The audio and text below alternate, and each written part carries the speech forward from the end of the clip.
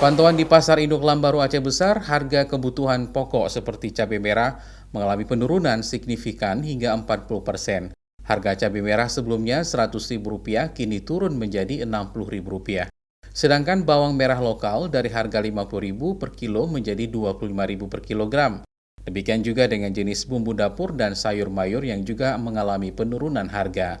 Pedagang memperkirakan harga tersebut akan tetap stabil, bahkan akan terus turun karena stok barang sudah mulai banyak seperti cabai merah dan bawang merah lokal yang beberapa sentra sudah mulai panen seperti di Sigli PD.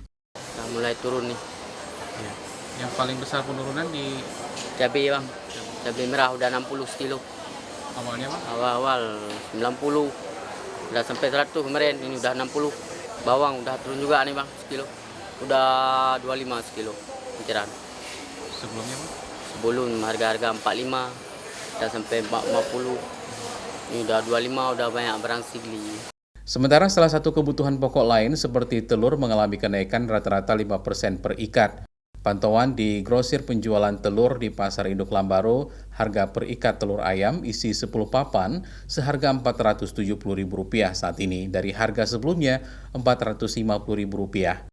Untuk harga per papan eceran dijual Rp51 hingga Rp52.000 per papan. Pedagang memperkirakan harga telur akan merangkak naik karena stok barang yang menipis. Mustajab, Kompas TV, Aceh Besar.